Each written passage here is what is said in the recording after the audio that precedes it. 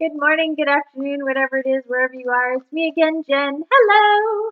And it is Wednesday. We are halfway through the week. It is also happens to be St. Patrick's Day if you celebrate. And it is the 17th of March. So we are more than halfway through the month of March.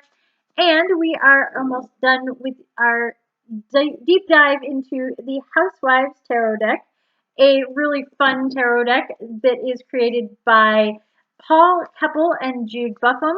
They are a lot of fun, a lot of references to mid-century kind of kitsch and kind of things like that. These were recommended to me by my dear friend and podcast co-host, Mary. We do Casing the Cover podcast. If you're interested in books and book covers and things of that nature, please check us out. And I'm pretty sure I put a link in the description below for you to check out our latest podcast. So without further ado, let's see what card we have to get us through the middle of the week. This is very much a middle of the week card. It is the Eight of Swords. So typically the Eight of Swords is depicted with a woman who is blindfolded. She is standing usually on like a beach or waterfront area. She is surrounded by swords, but only on one side. All she really has to do is either take off the blindfold or take a step ahead of her and she will be free of these swords that surround her. So it's kind of a depiction of you put yourself in that place on your own sort of thing. The swords typically represent air signs, which is one of the things that I am not a fan of in this deck. The wands and swords have kind of flipped color schemes. The swords are trimmed in red and wands are trimmed in yellow, where I feel like they really should be the opposite because swords are air and wands are fire and fire is red. So it's a little bit confusing if you don't know like the elements and things like that and which is which, and you kind of go, oh, red, that must be fire. Not the case for swords. In this one, though, our character is still kind of bound to swords, but they're the little toothpick swords that are for hors d'oeuvres. And we know we have all been there where we've gotten ourselves into a little bit of trouble by inviting too many people or planning too big of a party or doing too much too fast or too soon for an event, and it just blows up in our faces and we end up kind of stuck.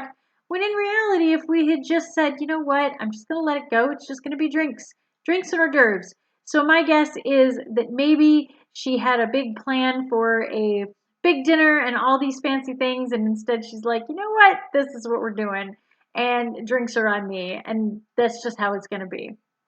So I like this card because Eight of Swords is very much that overwhelmed feeling, and we have all felt very overwhelmed when planning a cocktail party or other sort of event, maybe a kid's birthday party, and we just have bit off way more than we can chew. That's kind of the whole story of the swords, is biting off more than we can handle and being a little bit trapped by it or literally run through in some of the cases of the swords. Eights are also a level in the cards where you kind of are stepping up your game a little bit.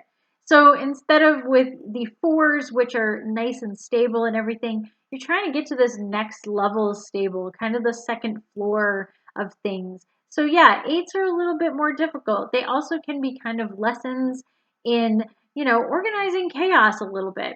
So that being said, I do like that is the representation of this. I'm going to kind of take a peek in our cute little book to see what other neat insights it might have for us, but I'm pretty sure that's about all we're going to get out of it. Let's see.